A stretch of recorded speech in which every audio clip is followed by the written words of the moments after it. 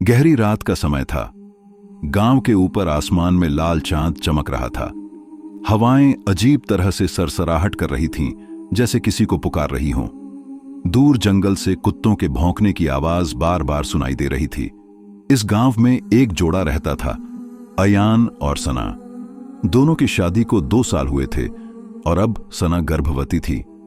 उनके घर में हर तरफ खुशियों का माहौल होना चाहिए था, लेकिन पिछले कुछ महीनों से उनके आसपास कुछ अजीब सी घटनाएं होने लगी थीं। शुरुआत हुई तब जब सना ने बताया कि रात में उसे कोई परछाई दिखाई देती है, कभी खिड़की के बाहर तो कभी कमरे के कोने में। पहले अयान ने इसे उसका वहम समझा, लेकिन जैसे जैसे वक्त बीता चीजें और डरावनी होती चली गईं। सना अक्सर रात को चीखते हुए उठ जाती थी और कहती कि कोई अजनबी औरत उसके पास आकर खड़ा हो जाता है और धीमी आवाज में कहता है, ये बच्चा मेरा है। अयान घबरा जाता, लेकिन उसने सना को संभालने की पूरी कोशिश की। डॉक्टरों को दिखाया, दवाइयां दी, लेकिन सब बेकार। अयान को अब लगने लगा था कि शायद ये मामला कोई मेडिकल प्रॉब्लम नहीं, बल्कि कुछ और ही है। एक रात अयान देर तक काम करके घर आया। उसने देखा सना आंगन में खड़ी है और चांद की तरफ टकटकी लगाए देख रही है। उसकी आंखें लाल थीं और होंठ बड़बड़ा रहे थे। अयान ने डरते डरते पूछा, सना, ये क्या कर रही हो? सना ने धीरे से सिर घुमाया और मुस्कुराई, लेकिन वो मुस्कान सना की नहीं थी। उसमें कुछ और था, एक ऐसी ठंडक जिसने अयान की रूह तक जमा दी। उसने धीरे से कहा, बच्चा बहुत जल्द आने वाला है, लेकिन ये तुम्हारा नहीं होगा। अयान के पैरों तले जमीन खिसक गई। उसने सना को पकड़कर अंदर लाया और जबरदस्ती दरवाजा बंद कर लिया। पूरी रात वो जागता रहा, लेकिन सना जैसे किसी और ही दुनिया में खोई हुई थी। अगले दिन अयान ने गांव के बुजुर्ग मौलवी से मिलकर पूरी बात बताई।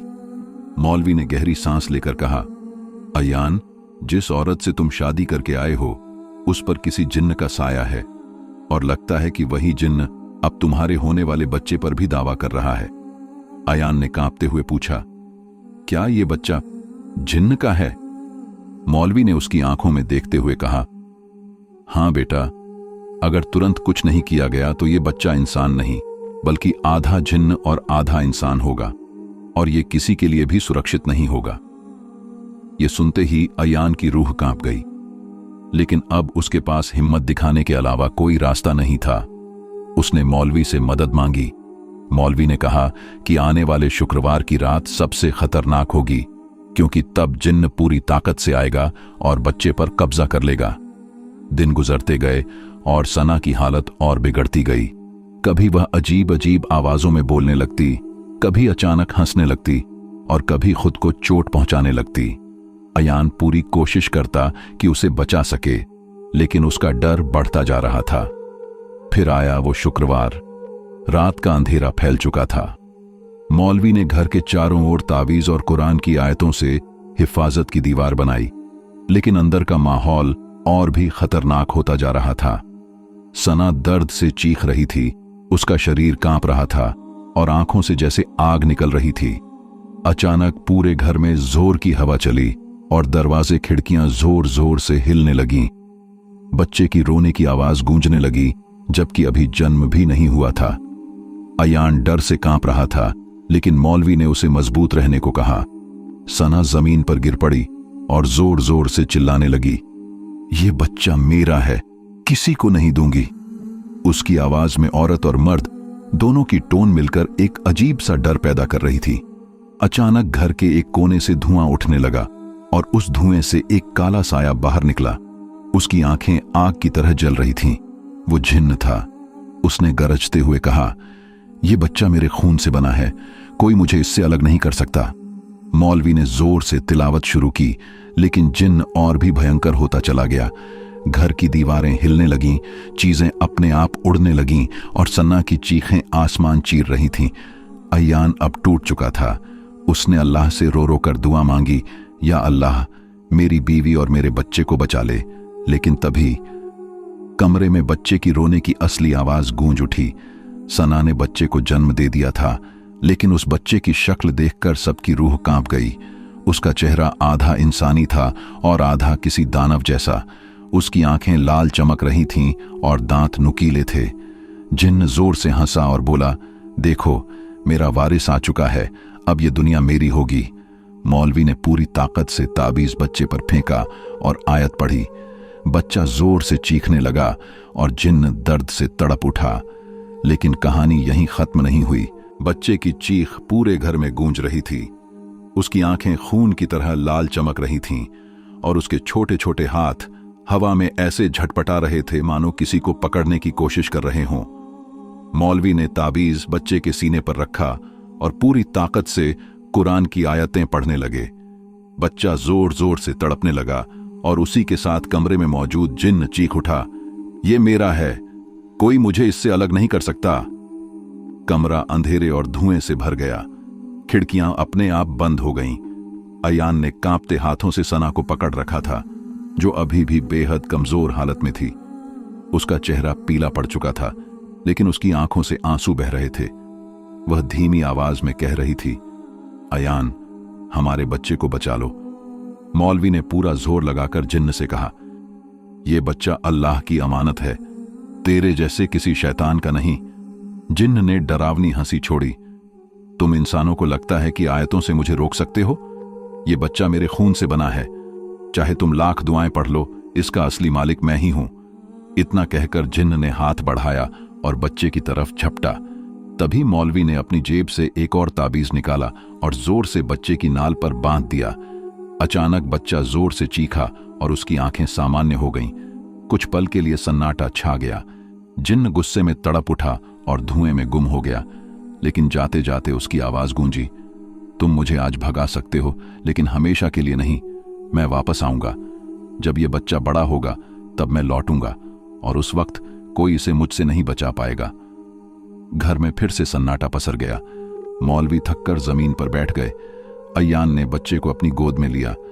बच्चे का चेहरा अब सामान्य था, लेकिन उसकी आंखों में एक अजीब सी गहराई थी, जैसे वहां कोई रहस्य छिपा हो।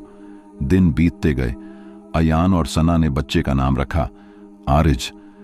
देखने में वो बिल्कुल सामान्य बच्चा था, लेकिन उसके साथ अजीब चीजें होने लगीं। कभी उसके खिलौने अपने आप हिलने लगते, कभी उसकी आंखें अंधेरे में चमक उठतीं। सबसे डरावनी बात यह थी कि जैसे जैसे वो बड़ा होता गया, उसके आसपास अक्सर परछाइयां नजर आने लगीं। सना की तबीयत भी बिगड़ती रही। वह अक्सर बीमार पड़ जाती और रात को उसे बुरे सपने आते। सपनों में वही जिन्न दिखता और कहता, तू चाहे जितना छुपा ले, लेकिन यह बच्चा एक दिन मेरे पास आएगा। अयान ने हर तरफ से मदद लेने की कोशिश की। मौलवी ने उन्हें कई दुआएं दी, लेकिन उन्होंने साफ कहा कि यह लड़ाई लंबी होगी। जिन्न ने जब दावा किया है तो वो इतनी आसानी से हार नहीं मानेगा। समय बीता। आरिज अब 5 साल का हो चुका था। उसकी आंखें गहरी और अजीब लगतीं। गांव के बच्चे उसके पास खेलना पसंद नहीं करते थे, क्योंकि अक्सर जब वो गुस्सा होता तो उनके खिलौने अपने आप टूट जाते या अजीब आवाजें करने लगते। एक रात अयान और सना सो रहे थे। अचानक कमरे का दरवाजा अपने आप खुल गया। ठंडी हवा अंदर आई और आरिज अपने बिस्तर से उठकर आंगन में चला गया। अयान की नींद खुली तो उसने देखा कि बच्चा कहीं नहीं है। घबराकर वो बाहर भागा। आंगन में आरिज चांद की तरफ देख रहा था, बिल्कुल वैसे ही जैसे कभी सना देखा करती थी। उसकी आंखें लाल चमक रही थीं।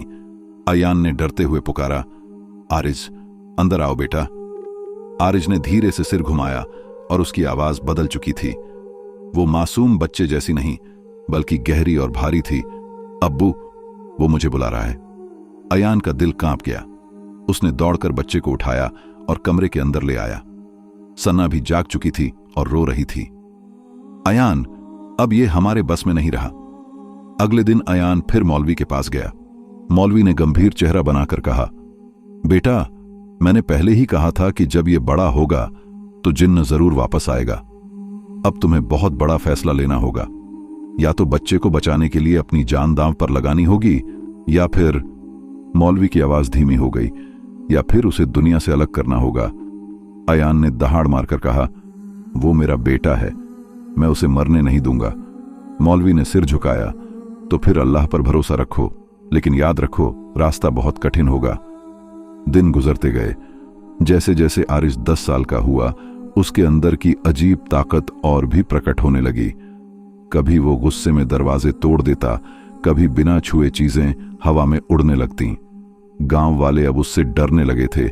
कई लोग कहते, ये बच्चा इंसान नहीं है, ये जिन्न का बेटा है, इसे गांव से निकाल दो।